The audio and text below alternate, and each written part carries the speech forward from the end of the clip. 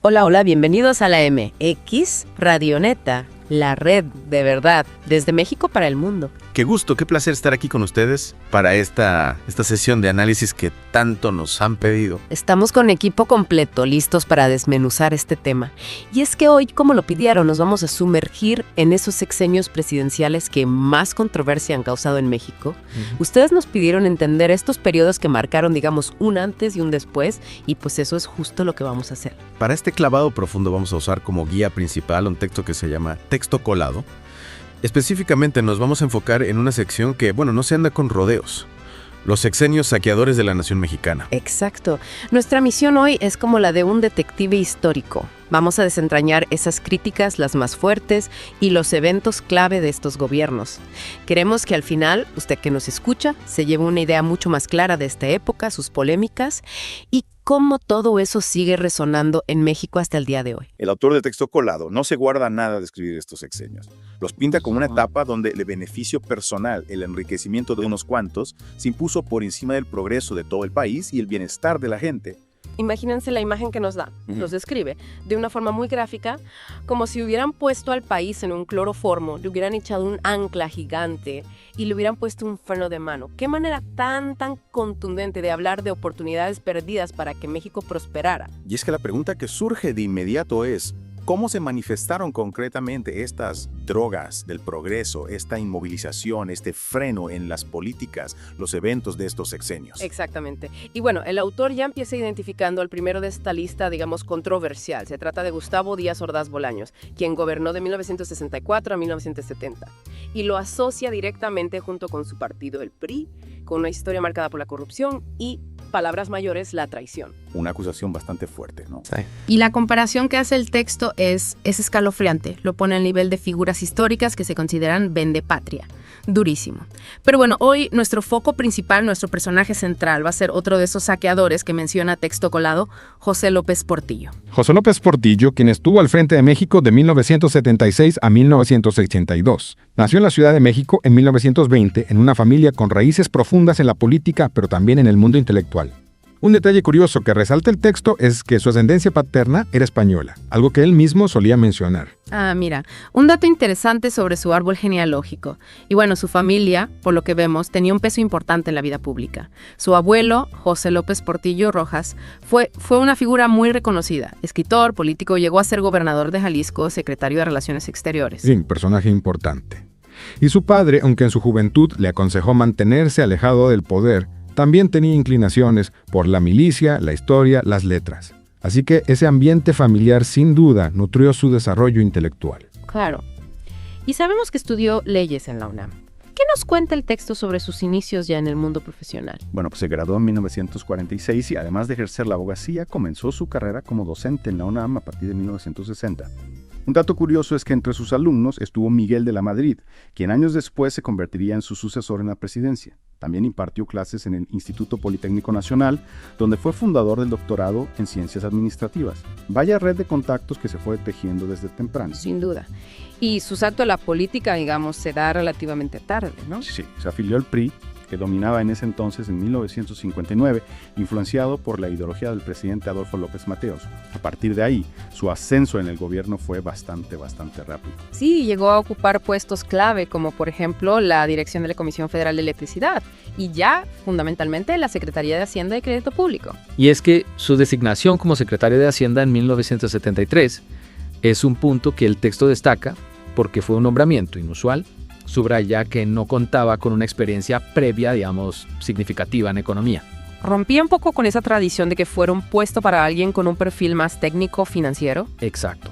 Y el entonces presidente Echeverría declaró que a partir de ese momento, la política económica se definiría en Los Pinos, en la residencia presidencial.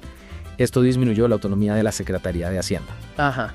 Después vino la elección de 1976, que, fue bastante particular por esa falta de competencia, ¿no? Sí, fue una elección donde López Portillo fue, de hecho, el único candidato con registro oficial. En esa época, pues es una práctica establecida dentro del PRI que el presidente saliente designara a su sucesor, y Echeverría lo eligió a él, dejando de lado a otros posibles contendientes dentro del partido. El texto menciona que el PAN, por ejemplo, no presentó candidato y que la izquierda lanzó una candidatura más bien simbólica. Valentín Campa, un líder sindical de izquierda, se postuló de manera simbólica, obteniendo cerca de 1 millón de votos que sin embargo no fueron reconocidos oficialmente como válidos. Claro. Ya en la presidencia, una de sus primeras acciones, digamos, importantes fue la reforma política de 1977. ¿Cuál era el objetivo principal de esta reforma? Esta reforma, impulsada por su secretario de Gobernación, Jesús Reyes Heroles, buscaba iniciar una transición desde ese sistema de partido hegemónico hacia uno con mayor pluralidad política. Fue un paso significativo en esa dirección. Sí, al principio su gobierno generó ciertas expectativas positivas en la población, ¿no? Sí, su discurso al asumir la presidencia tuvo un tono conciliador. Prometió enfocarse en reducir la pobreza, lo que le generó apoyo inicial.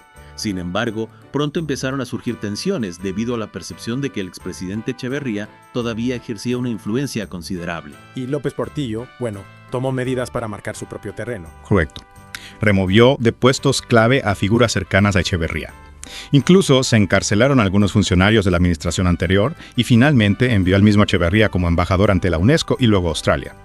Buscaba eliminar cualquier tipo de interferencia en su gestión. Claro, alejarlo lo más posible del poder. Exacto. Y después llegó ese boom económico impulsado por el petróleo, un cambio radical. La situación económica dio giro completo. El aumento de los precios del petróleo tras la guerra de Yom Kippur y el descubrimiento de nuevos yacimientos petrolíferos en México, pues cambiaron el panorama. El país se convirtió en un exportador importante de crudo. El Producto Interno Bruto, el PIB, crecía hasta un 8% anual y el desempleo disminuyó. Fue en ese momento cuando él pronuncia esa frase tan recordada sobre aprender a administrar la abundancia, ¿no? Y se autodenominó como la última oportunidad de la revolución. Un momento de gran optimismo, aunque también con un toque de egocentrismo. Sin duda. Sin embargo, en el ámbito cultural, su administración tuvo algunas particularidades. Hubo un intento por restarle poder al Instituto Nacional de Bellas Artes, el INEA. Ah, sí. El texto menciona que existía la percepción de que se buscaba colocar a su esposa y a su hermana al mando del sector cultural. Exactamente. Y ante la resistencia que generó esa idea, se creó el Fondo Nacional para las Actividades Sociales, el FONAPAS, una institución paralela al INBA, con su propio presupuesto y bajo la dirección de su esposa, Carmen Romano. También se destaca la fundación del Instituto de Investigaciones Dr. José María Luis Mora. En cuanto a las relaciones internacionales, el texto revela un dato bastante sorprendente sobre López Portillo. Sí. Documentos desclasificados apenas en 2023 revelaron que, al igual que sus predecesores Echeverría y Díaz Ordaz, López Portillo colaboró como informante de la CIA de Estados Unidos antes de llegar a la presidencia. Increíble. Incluso estuvo involucrado en una operación de escuchas telefónicas, imagínate, entre México y Estados Unidos. Un verdadero vendepatria mundial, como lo describe el texto. Wow. Y bueno, también restableció las relaciones diplomáticas con España tras la caída del régimen franquista, nombrando a Díaz Ordaz como embajador, lo que generó muchísima polémica. Sí, la designación de Díaz Ordaz como embajador en España provocó la renuncia de Carlos Fuentes como embajador de México en Francia en señal de protesta. No quería tener relación con quien consideraba responsable de la matanza de Tlatelolco en 1968. Claro, un personaje muy controvertido. Y durante su gobierno también se dio la histórica visita del Papa Juan Pablo II de México en 1979. Así es, un acercamiento importante con la Iglesia Católica. Y en Centroamérica, México se opuso al régimen de Somoza en Nicaragua, brindó apoyo al movimiento sandinista e intentó mediar entre ellos y Estados Unidos, aunque la llegada de Ronald Reagan a la presidencia estadounidense complicó esa mediación. Sí. A pesar de esto, el gobierno nicaragüense le otorgó una medalla en reconocimiento a sus esfuerzos. Se fortalecieron también las relaciones con Cuba, con la visita de Fidel Castro a México. Sí. Y junto con Francia, México reconoció al Frente Farabundo Martí para la Liberación Nacional en El Salvador como una fuerza beligerante. A nivel global, propuso el Plan Mundial de Recursos Energéticos en la ONU y fue anfitrión de la Cumbre Norte-Sur en Cancún. Pero toda esa bonanza económica no duró para siempre y la segunda mitad de su administración estuvo marcada por un verdadero desastre, un desastre económico. Así es, a pesar de la abundancia petrolera, el gobierno incurrió en un endeudamiento excesivo con la banca extranjera.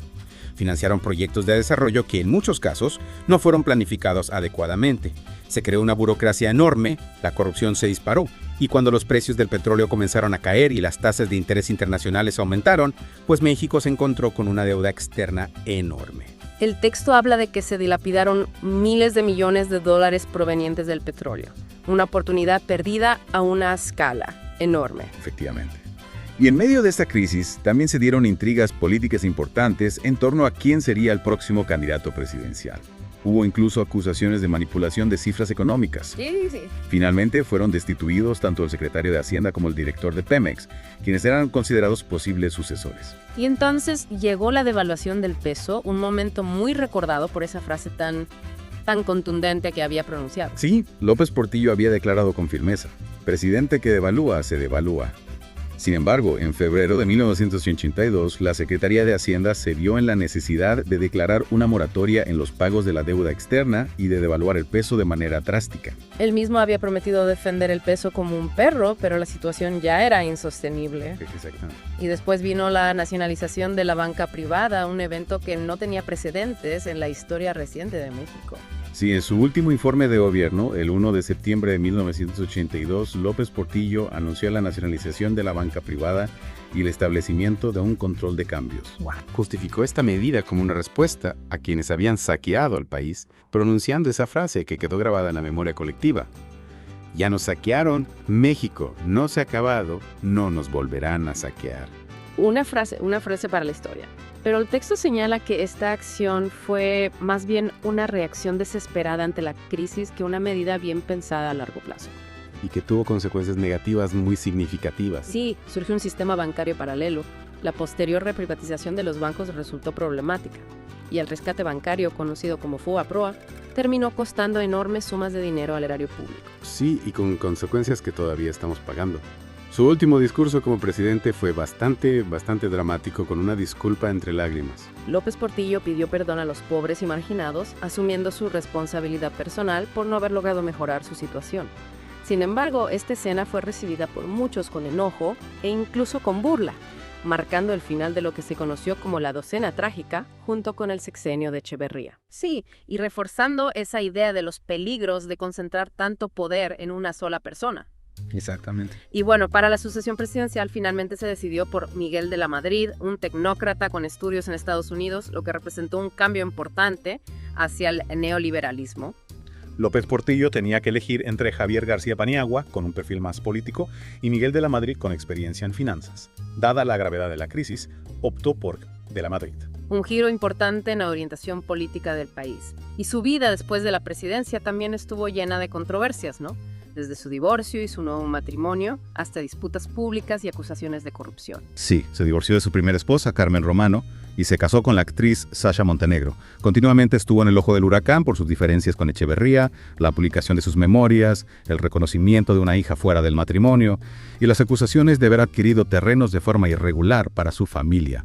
Su presidencia es vista por muchos como el origen de muchos de los problemas económicos que México enfrenta actualmente y como el punto álgido de los vicios del antiguo sistema político.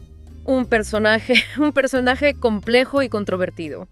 Falleció en 2004, dejando tras de sí un legado muy polémico en la historia de México. Murió a los 83 años a causa de complicaciones cardíacas derivadas de una neumonía.